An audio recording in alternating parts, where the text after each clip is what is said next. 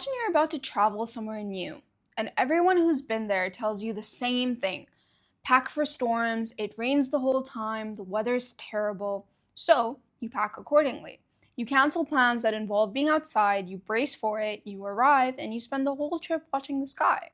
And for some people, it does rain. Genuinely, it does. But for most people, the weather turns out to be fine. Maybe a few gray days, but not the storm they were promised. The forecast was wrong, and following a wrong forecast has its own costs. You spend the trip anxious about weather that never came. You interpreted a few clouds as the beginning of something much worse.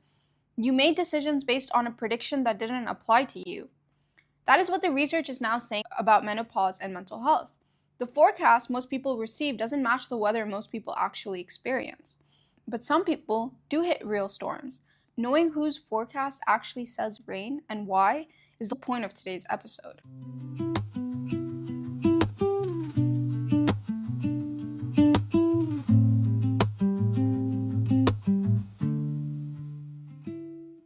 Welcome to Brick by Brick, where we explore mental health research one paper at a time.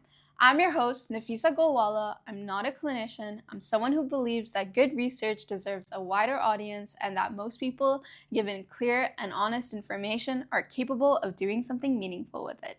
Today's paper is Brown et al., Promoting Good Mental Health Over the Menopause Transition, published in the Lancet in 2024.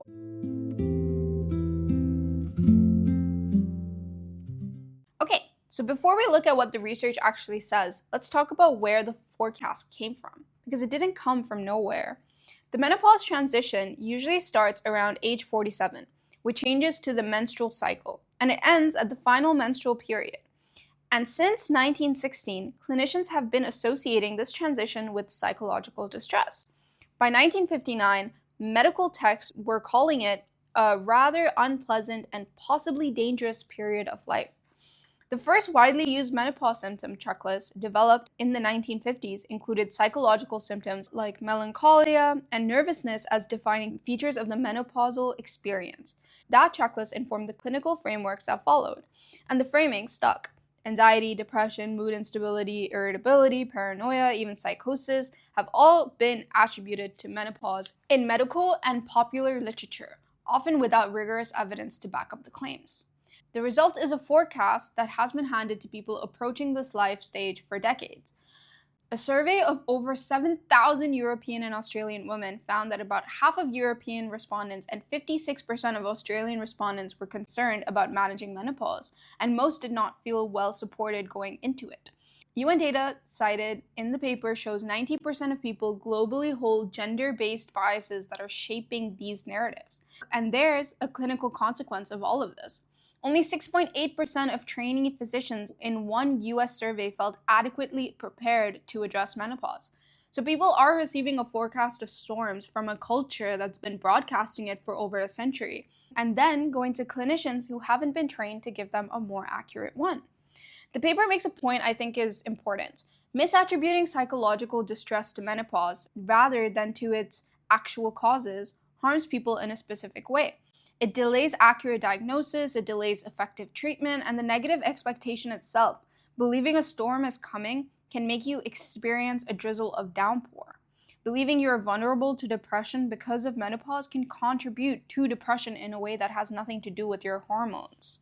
The researchers reviewed 12 prospective studies on depression and the menopause transition. Prospective means they actually followed people over time, measuring mental health before, during, and after the transition, rather than asking people to look back and remember. Their conclusion: there is no compelling evidence for a universal or uniform increased risk of major depressive episodes or depressive symptoms over the menopause transition. The storm that most people were forecasted, most people's weather just didn't match. Only a minority, somewhere between 5 and 9% of people actually experienced increasing depressive symptoms over midlife, and 8 to 11% actually experience decreasing depressive symptoms. The majority are somewhere in the middle, neither dramatically better nor dramatically worse than before the transition. And I want to be clear about what these numbers are measuring, because the paper makes this distinction carefully. Major depressive disorder is a clinical diagnosis affecting about 6% of the global population in any given year, requiring sustained symptoms assessed through a clinical interview. Depressive symptoms are broader, measured through self-report scales, and can include things like disrupted sleep and fatigue that have many possible causes. During the menopause transition, hot flashes and night sweats can disrupt sleep in ways that push up scores on a depressive symptom scale, even when someone isn't experiencing a depressive episode. It's important not to confuse elevated scores with clinical disorders. The most consistent finding across the prospective research is this: the clearest predictor of depression during the menopause transition is having had depression before. The study of women's health across the nation followed over 3,000 people for 13 years and found a 2.67-fold increased risk of major depressive disorder recurrence for people with a prior history, but no increased risk for first lifetime onset in people without that history. The clouds are most likely to gather if they were already there, basically. Studies that did find increased risk were largely finding it in specific subgroups, not across the board. People with both vasomotor symptoms and stressful life events in the preceding 6 months. People with a longer duration of menopause transitions. People who had surgical menopause. Not everyone. The storm, where it happens, has identifiable causes. So, the question becomes, whose forecast actually says rain? The paper breaks this down into two categories: established risk factors that exist independently of menopause and menopause-specific factors that are part of transition itself. The established risk factors are familiar. A lifetime history of major depressive disorder is the strongest single predictor. Adverse childhood experiences, financial difficulties, unemployment, lack of social support, high neuroticism, sedentary lifestyle, these aren't new weather symptoms that menopause creates. They're existing conditions in the atmosphere that menopause transitions can interact with. The transition doesn't generate the storm. It can activate a system that was already primed. The menopause-specific factors are where it gets more interesting because they're more modifiable. Vasomotor symptoms, meaning hot flashes and night sweats, are bidirectionally associated with depressive symptoms. A systematic review of 33 publications found the relationship runs both ways. Vasomotor symptoms disrupt sleep, and disrupted sleep drives mood disturbances. And low mood and stress can make vasomotor symptoms feel more severe. The humidity in the forecast is bidirectional. Sleep disturbances is the key mechanism. A pooled analysis of longitudinal data from over 20,000 people found that sleep disturbance largely accounted for the association between vasomotor symptoms and depressed mood. It's often not the hormonal shift itself that drives mood change. It's the accumulated effect of nights that don't restore you, compounded over months and years. Estradiol variability matters for some people. Studies with frequent hormone measurements found that greater fluctuations in estradiol, not absolute levels, were associated with worse moods, particularly in people who are mood sensitive to hormonal changes. This is a subgroup phenomenon. Some people's symptoms are more sensitive to shifts in estradiol than others. The way some people feel temperature changes more accurately than others do. And when you layer high estradiol variability on top of stressful life events, the risk of depressive symptoms rises significantly. Negative attitudes towards menopause and aging independently predict worse outcomes. People who enter the transition expecting difficulty, who frame it as decline, who hold the forecast of storms as a certainty, tend to have more depressive symptoms than people with more neutral or affirming views. This is the forecast making the weather worse. Believing the storm is coming changes how you experience the clouds. There's something I find hopeful in this. Even though it can also sound frustrating, if attitudes shape outcomes, attitudes can be shifted. The cultural forecast hasn't been handed to people over a century. It's not fixed. It's a story. And it's one that can be told differently with evidence behind it. The paper covers several other mental health conditions and the menopause transition. I want to go through each one quickly because the picture is quite different depending on which one you're looking at. Anxiety. 4 prospective studies found mixed results. 2 found no increase in anxiety symptoms over the transition at all, and 2 found association only in specific subgroups, mainly people with severe vasomotor symptoms. The overall conclusion, no consistent evidence of a universal increase. Worth noting that vasomotor symptoms themselves, like sweating, the racing heart, the rapid breathing, can look like anxiety symptoms. Clinicians need to be careful not to conflate the two or to assume anxiety is hormonal when it might be a separate condition that needs separate treatment. Bipolar disorder. There are no prospective studies on this specifically. The available evidence is largely retrospective, meaning it relies on people's memories rather than real-time measurement. One small study found increased depressive episodes during the transition in people with bipolar disorder. A systematic review of retrospective studies suggested a possible symptom increase, but the evidence base is genuinely thin. This is an area where more research is needed and where the current clinical guidance is cautious. Psychosis and schizophrenia. No prospective studies exist on psychosis rates during the menopause transition. There is a theoretical basis for concern, the estrogen hypothesis, suggesting declining estrogen might trigger psychotic episodes in some people. But the empirical evidence is described in this paper as scarce. This is a claim that has been widely repeated in both clinical and popular contexts without adequate prospective data behind it. Finally, suicidality. Recent media and clinical claims have suggested women are at elevated suicide risk over the menopause transition. The paper's assessment is direct. There is no substantive evidence of an association between attempted or completed suicide and the menopause transition. One large longitudinal study, which is the most significant data point here, found that menopausal hormone therapy was actually associated with a significant increased risk of suicide attempts and completion. The reason for this association are not yet understood, but it's a finding that warrants serious investigation, not dismissal. The fact that some of these claims aren't well evidenced doesn't mean the experiences they describe aren't real. It means that research hasn't caught up yet, or the studies that exist have significant limitations.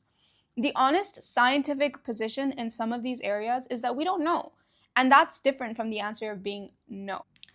Okay, so if you know whose forecast actually says rain, the next question is, what do you actually do about it? The paper's position here is clear. Depressive symptoms and major depressive disorders during the menopause transition should be treated the same way they would be at any other life stage, not as menopause problem requiring a menopause solution, but as a mental health problem requiring evidence-based mental health treatment. Cognitive behavioral therapy is the most well-evidenced approach. It's recommended by NICE guidelines for depression across adulthood. It's effective for anxiety, and it has specific evidence for reducing vasomotor symptoms and improving sleep disturbances, which means CBT is doing multiple things at once in this context. It addresses the mental health symptoms directly, and it also works on the menopause-specific weather conditions that are driving them. Mindfulness-based stress reduction, MBSR, are also promising evidence specifically for this life stage. In one randomized controlled trial of 104 people in menopause, MBSR effectively prevented the development of depressive symptoms, while also promoting higher resilience and lower stress and anxiety. The benefits were particularly pronounced in the highest risk group, people with previous major depressive disorder, stressful life events in the preceding 6 months, and increased mood sensitivity to estradiol fluctuations. So MBSR appears to work best exactly where the most rain is expected. Antidepressants, specifically SSRIs and SNRIs, are effective for major depressive disorder during menopause transitions, as at other life stages. For people approaching menopause who are already on active treatment for major depressive disorder, the paper recommends continuing that treatment rather than discontinuing it, given the elevated risk of recurrence during this period. Menopausal hormone therapy, this is probably the area of highest public confusion right now, and let me be honest. MHT is not approved by regulatory agencies in Europe or the US as a treatment for major depressive disorders. Trial results have been small and mixed. However, MHT does improve concurrent depressive symptoms when troublesome vasomotor symptoms are present.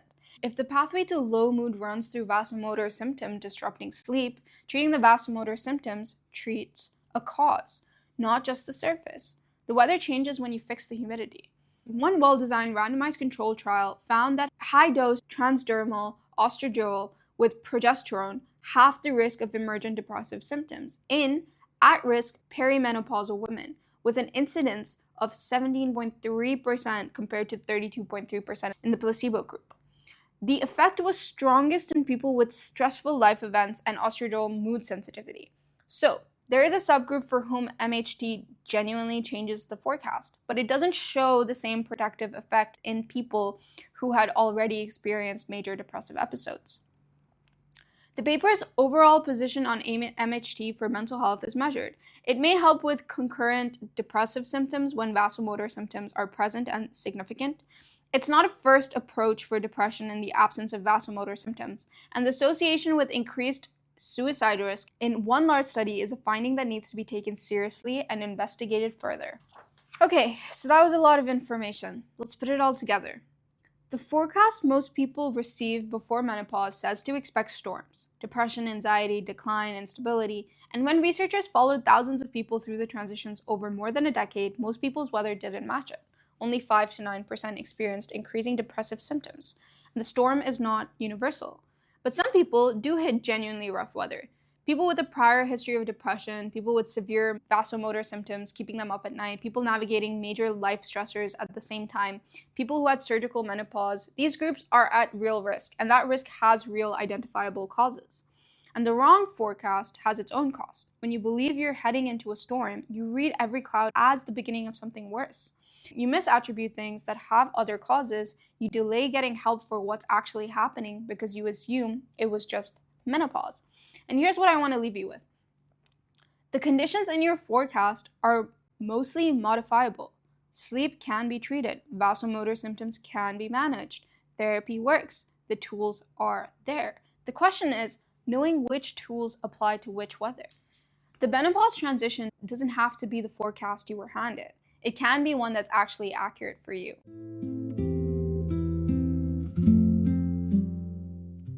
If today's episode helped, share it with someone who needs it. Leave a review if you have a minute. And I'll see you in the next one.